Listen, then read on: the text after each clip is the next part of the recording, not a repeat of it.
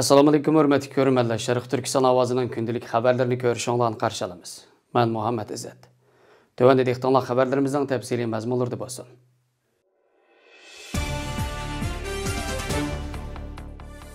Xitay şirketlərinin Türkiye İstanbul 3. kövrüki və Şimali aylanma tez sürətli daş yol türünü ortaq setib elişib patiqanı toxtatılmaqçı ekan.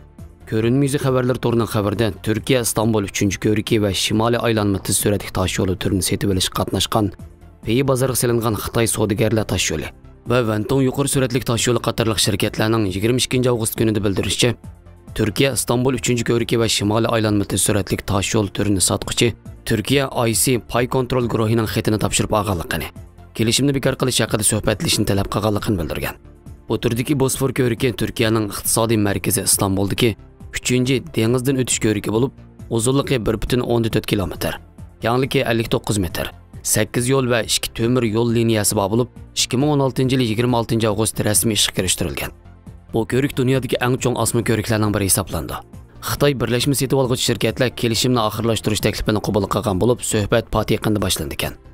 Xitoyning uqtirishi qaraganda setib olg'uchining bu qatim oxirlashtirish taklifini qayta mablag' yurishtirish to'g'risida kelishim hosil qilamaganlik va Xitoy virus qatorliq omillarning ta'siri sabab bo'lgan ekan. Diqqat qilish arziydigini shuki, Yaponiya tashqi ishlar ministri, Turkiya prezidenti va tashqi ishlar ministri oldin hafta suhbatlashgan bo'lib, Yaponiyaning diplomatiya ministri Toshimoto Motegi Xitoyning ta'sir doirasining kengayishini ko'zda tutib, suhbat jarayonida erkin va ochiq Hind Tinch okeani nishon qilgan har xil fikrlarni ta'kidlagan ekan.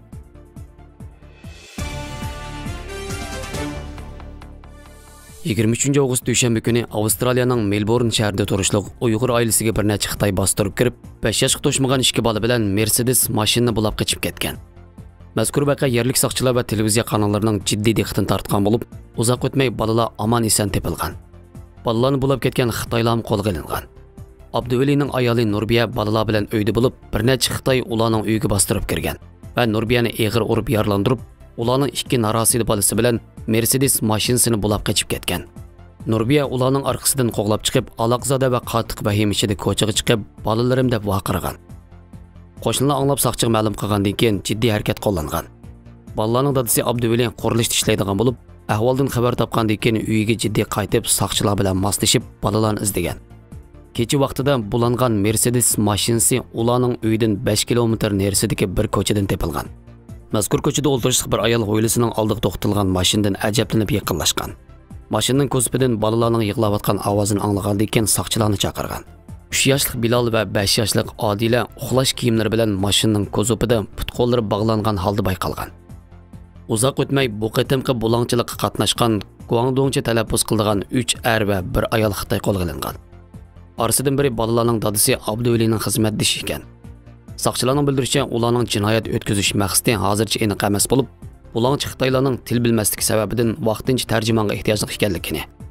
Bu bulangchilikning hargizmi tasodifiy voqea bo'lmasdan nishonli hujum ekanligi, shung atrofdagi aholilardan o'zlaridan bak ansirab ketmasligini bildirgan.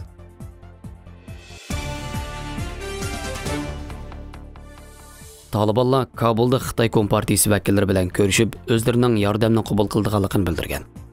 Talibanning yuqori darajalik vakili 24 avgust kuni Xitoyning Afg'onistonda turishliq bosh elchisi Wang Yu bilan Kabulda ko'rishib, ikki tarafning Afg'onistonning navbatdagi vaziyati, ikki taraflik munosabat va Xitoy ta'minlagan atalmish insonparvarlik yordamini muzokara qilganligini bildirgan. Shuning bilan bir vaqtda Birlashgan Davlatlar Tashkiloti kishilik huquq kengashi, ya'ni maxsus yig'in chaqirib, Talibanning Afg'onistondagi kishilik huquq tafsilotchiligini tizib chiqqan. Xitoy Kompartiyasining vakillari ziddiyatni Angliya va Amerika davlatlariga markazlashtirib, Talibanlarni aqlamoqchi bo'lgan.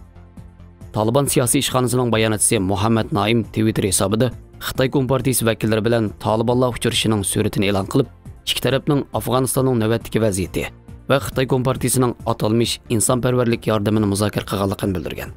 Yer shari tovar strategiyasining mas'uli Helima Korf Talibanlar Afg'onistonda taxminan 1 trillion dollardan 3 trillion dollargacha bo'lgan muhim qazilma boyliqlarga erishishi mumkinligini, buning nihoyatda bir cho'ng masala ekanligini, Talibanlar bunday boyliqlarni taraqqiy qildira olamdi yo'q, bu boyliqning Talibanni mablag' bilan ta'minlashda qanchalik muhimligini, Xitoy Kompartiyasi Talibanni e'tirof qilish orqali bu boyliqni kontrol qilishni umid qilayotganligini bildirgan. Taliban Kabulni egallashdan ilgari va keyin Talibanlar Xitoy Kompartiyasi bilan bo'lgan aloqasini izchil saqlab kelgan. Iyul oyida Talibanlar oldi bilan Xitoy Kompartiyasi tashqi ishlar ministri Wang Yi bilan ko'rishgan. 24 avgust kuni Afg'onistondagi bosh elchisi Wang Yu bilan Afg'oniston vaziyatini muzokara qilgan. Kuzatuvchilarning tahliliga qaraganda Xitoy Kompartiyasi Afg'onistondagi 1 trillion Amerika dollaridan oshadigan oz uchraydigan o'ranga alohida havas qildi ekan.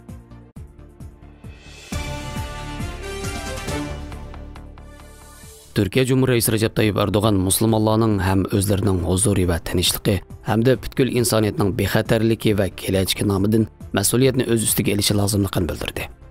Cumhuriyet Erdoğan İstanbulda chaqirilgan Islom hamkorlik tashkiloti 4-navbatlik yoshlar munbiri umumiy kengash yig'iniga yo'llagan silliq bayonotida dunyoning kun tartibini davomli mashg'ul qilib kelayotgan bexatarlik masalalari, terrorlik faoliyatlari va Xitoy virus kasalliklarining hamma arzu qilayotgan, ham to'rt ko'z bilan kutayotgan huzur muhitining to'liq barpo qilinishiga to'sqinlik bo'layotganligini, butkul insoniyatga tahdid solayotgan bu masalalarning islom dunyosiga cho'nqur dard alamlik izlarni qoldirayotganligini ta'kidlab, musulmonlar bir tarafdan Suriyadan tortib Afg'oniston qadar keng jo'grafiyalik to'qinishlar, ko'chmanlik, yo'qsullik va kasallik qatorli qiyin o'tganlarga duch kelsa, yana bir tarafdan g'arb ellarida borgan sir avjib ketayotgan islom dushmanligi va irqchilikqa qarshi kurash qilishga majbur bo'layotganligini, yana bir tarafda ocharchilik, urush va yo'qsullik hukm surayotgan, bayashotlik va eksploatatsiya hukmronlik qilayotgan bu adolatsiz dunyo tartibining texmi ko'p vaqt davomlashishining mumkin emasligini, musulmonlarning o'zlarining huzuri va tinchligi hamda butkul insoniyatning bexatarligi va kelajagi nomidan mas'uliyatni o'z ustiga olishi,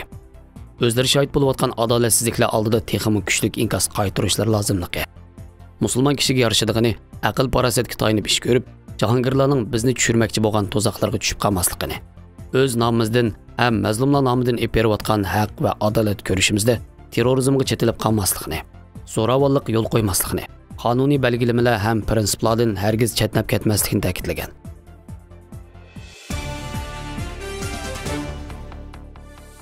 Taliban 15 avgust kuni Afg'onistonning poytaxti Kabulni qo'lga olgandan keyin yerlik xalqlarda qaytish to'lqin qo'zg'algan. Dunyo bankisi Afg'oniston vaziyatidan, bo'libmi ayollarning huquqidan intayin andish qilib Afg'onistonga yordam berishni to'xtatgan.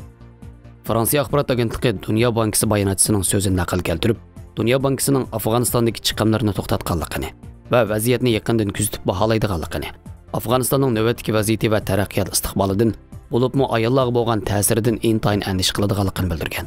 Dunyo bankisi organ torbetining xabariga qaraganda, 2002 yildan boshlab Dunyo bankisi Afg'onistondagi 20 necha taraqqiyot turini 5 milliard 300 million Amerika dollaridan ortiq mablag' bilan ta'minlagan ekan.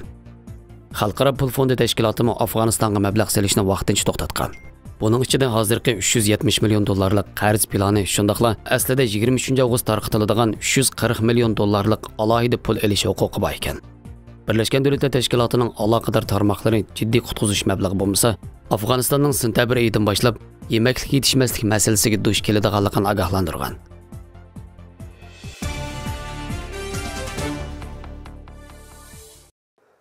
Xabarlarimizni ko'rganingizga rahmat. Ko'rishguncha omon bo'linglar. Xayr xo'sh, Allohga omonat.